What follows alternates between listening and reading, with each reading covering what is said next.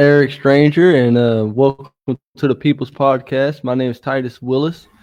Um, Today we're going to talk about various different discussions. And what would you like to talk about today? I've got a lot of things that I would like to talk about. Mainly, I want to talk about Epstein. But before I get to that, by the way, what's up, you mythical wonders? My name is Eric Stranger. I used to be the host of the Ghost of Thor radio show, the radio show with the sexiest audience. I'll probably be bringing that back eventually. Right now, I'm working on a writing career and also working downtown at the Lure mainly. Awesome.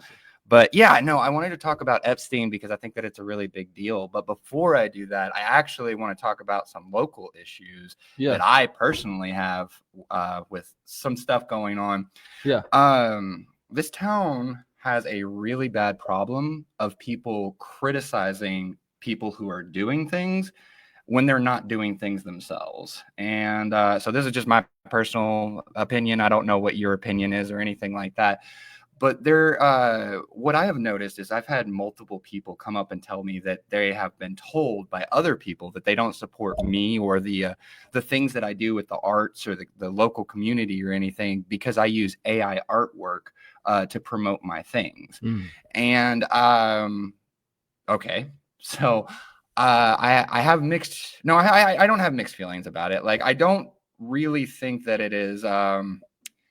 I don't think that I need their support is where I would start with that because what I'm doing is I'm trying to bring artists together. I'm trying to bring musicians together and everything like that. My skills are very limited as an artist. My art form is community organization. And I've spent years doing this at this point. I know how to engage on social media and stuff like that. And I'm doing all of this to bring artists together. And so there's a lot of people who will criticize AI art usage because they are saying like it's stealing from artists and things of that nature. I don't think that that's true. I think that artists in general, what they do is that they learn by example. So they go and they look at something and then they draw it. They look at what other people have drawn and they draw it. And that is what the AI has been doing. It has been learning how to draw. But AI in itself is not the creative force. The creative force is still the human behind it. Everything that I create in AI art, it's still very much me and my mentality and everything. So I'm going to give a shout out to my mom real quick. My mom has actually figured out how to use AI to enhance her art form. So for as long as I can remember, my mom has always wanted to be a children's book author. And she never had the capabilities of doing that because she didn't have the illustration techniques and everything.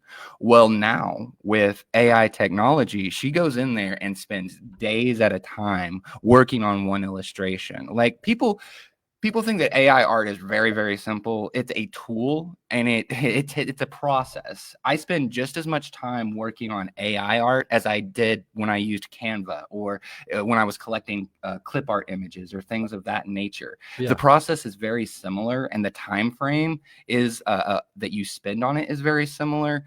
But it's more precise. You can get more specific of what you're looking for, and so you got to feed it the information and then it takes that information and generates an output from the information that you fed it. Correct? Yes, and so that's human output. And what do you think the future looks like for that? Well, actually, no, I was having a very interesting conversation with my friend Scott Etheridge the other day about this. And the other side of the coin is that AI has killed society. Like we're capped out. So what is happening is people are mass using AI right now, and they're relying upon it for information and for speech style as well. They're picking up a lot of speech style from AI because they're just engaging with it so much. Just like if you and I hung out 7 days in a row, you'd probably start talking like me a little bit, and I'd start talking like you a little bit, you know? And so we as a society, we built all of everything that we've had so far. It's gone into AI. Well, AI is not building new things. It's just regurgitating old things. So that's our cap as a society because the humans aren't going above the threshold of what AI has allowed us to. So this actually kind of goes right back to the AI conversation. But then that would be one of that form of artificial intelligence would be more like the text prompts, the ones that has the ability to to process words, especially like a word processor, I guess you can say, and they can also generate images and stuff like that. But what if the artificial intelligence has the ability to think upon its thoughts? I think that we are on the verge of that happening. Like AGI, I believe it's called. Am I correct? I think so. It's not what we're currently dealing with, but I do think that we're probably on the verge of that. And I don't really know what that looks like. I think that the AI genie is already out of the bottle, and that we've been talking about it since the 60s through science fiction and things like that nature. I mean, are you really like, how are we going to convince Elon Musk or any of these other guys to turn off their AI? It's just not going to happen at this point. I think it's going to integrate on a level that's going to start on the mechanical version of things, which means that I think that they'll probably start off with artificial intelligence really taking over the workplace in terms of in terms of factory work and stuff like that, where factories will soon look almost like a machine almost, where whenever you walk into a factory, everything will be being done by different robotics all throughout the entire factory, where there's not anybody but a couple IT guys inside of these factories. And I think that's a little bit because what you got to figure out is what's going to replace some of these jobs that artificial intelligence is actually going to massively take over. Well, it's from my perspective, what I've always seen with artificial intelligence and everything, not artificial intelligence, but technology in general, is that it always kills jobs. But it always brings about new jobs as well. Yeah. So for me personally, I'm not necessarily worried about this tool and this technology like advancing and a bunch of people losing their jobs. It's going to happen. It is inevitable. It's already happening. There's a lot of people out there who think that they are safe and secure in their jobs that are about to have a huge wake-up call when corporate calls and says, yeah, we actually figured out that we can replace you with AI. And it's going to suck for them. But that's going to open up new opportunities for people. And that's really why I wanted to talk about AI in general. Because what I really wanted to say is that the key to getting past AI, to not hitting that cap, is for us to progress as a society and be better humans. But in order to do that, the culture makers and the artists, the ones that are actively voicing their concerns about AI and boycotting it and everything, they are going to have to start using AI. You either have to adapt to the future or become obsolete. That's really, those are your options as far as technology, especially at this point. So if we move deeper into the future, like maybe let's say 20 years, and if you look at some of the other technologies that's coming out, do you believe that artificial intelligence would be integrated with some of the other technologies that's coming out, like Neuralink or the quantum computer or something like that? And what do you think that would look like if artificial intelligence was integrated with Neuralink, where everybody was connected directly to the internet, basically with just an implant inside of their brain, where it just came to them like thoughts? What do you think about stuff like that? Do you think that that's sci-fi, or do you think that that's a thing of the future that we could be looking at in the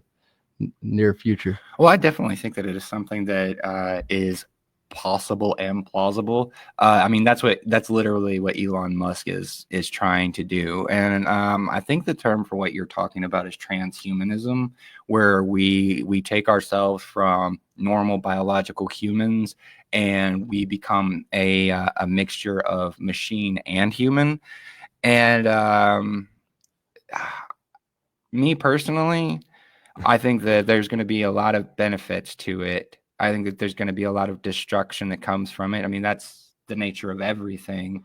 I think that I would avoid using it until maybe like several decades into the future. And I'm just like almost dead at that point. And then maybe I'll be like, all right, let's turn me into a robot. Let's go. Let's do it. because I, whenever I think about it, I'm like, oh, how deep can this artificial intelligence things go? And I was kind of a fan of Star Trek for a long time. And so I see where, like, what if the artificial intelligence, like, let's say inside of the future, like if they have if we gain the ability to map the human consciousness inside of a way that has never been done, then then what if inside of the future people tried to transcend from, because what I'm talking about, what you was talking about, like the almost like the cyborg type thing, like what if they transferred their consciousness? Do you believe that if you could transfer your consciousness out of a body, if it was scientifically mapped correctly and all of that, and put it inside of a mechanical form, and would that still be you, or would that not be you anymore? I'm getting philosophical now, I know, but I'm just wondering. I do think that it's an important question, and I think it's something that Philip K. Dick explores a lot with his work.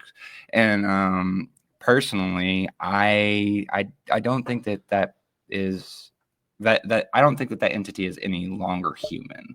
Yeah. It might have a connection that makes it feel and seem almost the same. But I think that at the end of the day, that there's going to be a spark missing. What I would assume would be like God, the life force, the soul. I think that that's essential, and I think that we as humans don't know what it is, where it is, how to get to it, or anything like that. And I think that that's something that's like more in God's hands, and God gets to decide where to put the souls and everything. And I agree. But as a futurist, how do we prevent that from being able to happen? Because don't it sound like that's kind of like the route that things are going, if it keeps going inside of this sci-fi type trend that you see going on nowadays, how fast that technology is progressing, isn't it? What is it, Moore's law or something like that talks about the fact that that technology is progressing so fast that as technology progresses, the time frame in which it progresses also progresses. So eventually, when it takes 10 years to figure out how to do this, now it's going to take 5 years. And now that we can do it in 5 years, we can also figure out how to accomplish this. And now that we accomplish this, now we can actually figure out how to solve these same tests that we couldn't figure out in 5 years and 2 years. And that's just going to keep happening until eventually we hit like that technical ability to kind of figure out different things. And that's kind of what the quantum computer is doing, with being able to compute inside of different realities. And I'll say that from a like, that's actually what it does. It basically moves like an electron. It's at like all places at one time. It's like in superposition. You never really know where it's at until you measure it, and whenever you measure it, it's as if it has been computing in all areas. Like for example, a normal computer, it computes in one direction, but the quantum computer has the ability to compute in almost a 360, like a ball. And so it's I think it's real deep. I think it's going that whenever it comes to technology, it's moving into a realm of question. I think that when it comes to technology, what I said earlier is that the genie's out of the bottle. I don't think that we're going to be able to put it back in. I think that we're headed towards cyborgs. I think we're headed towards sex robots. I think we're headed towards the whole enchilada, like everything that science fiction has warned us about. Actually, I'm predicting the end of science fiction. The way that Westerns died out. Western used to be the most dominant form of media as far as like TV shows and movies and things like that. And now it's a nostalgic thing. Every 3 to 5 years, they'll make a Western. And everybody's like, oh, yeah, remember Westerns? Those were really cool. I think we're about to experience something very similar with science fiction, because I don't think that we will have the ability to predict the future scientifically like we have in the past, because of how technology is moving and everything. And as far as like how to stop it, I don't think that we can. I think that to a certain extent we have to embrace it, and then to a certain extent we have to stand against it. So like when it comes to the use of AI, I think that that's something that's worth embracing. When it comes to Neuralink and things like that, that's something that I would tend to avoid. I think that if you have a chip planted inside of you, it's probably capable of controlling you as well, so that's why I would want to avoid that. Yeah, exactly. And you never know, like, would this be able to store your memories for you, and would you stop using your actual brain to even just store your memories and just very, like, that's off the wall sci-fi kind of things and stuff like that. But I do think that just the fact that it's possible that the things that we're talking about is inside of the realm of possibility, that there should be some type of proper precautions or preparation just in case somebody does try to implement some of these kind of things into society, that prevents some things from that maybe shouldn't be done. I mean, Because if scientists can do it, they usually they'll poke around at it. I think that the answer, as far as the individual is concerned, is spiritual fortification. I think that you should have a connection with God or the higher power, or whatever you consider that to be. Focus on that, and focus on like being a human, being present, being in nature and things like that. Having a spiritual experience, because that's what technology removes from the humanity, I believe, is the spiritual side of things. I think that's what it's not capable of understanding. Like, things like empathy. I don't think that technology has figured that out. Maybe it will someday, but I don't think it's figured it out yet. Yeah. See, I believe in the Trinity, and also, you remember last time we talked about whenever I came on your podcast, Mm-hmm. and you asked me about God, remember, and I talked about the creation of the universe and kind of like the video game. So but let's move on. Where was we going? I can't remember where I was going with that. I lost my train of thought. Actually, I mean, you said moving on. I did want to talk about Epstein, and so where are you personally at on Epstein? What do you want to see in the future? What do you think happened? Like, give me your overview. I'm just curious. Well,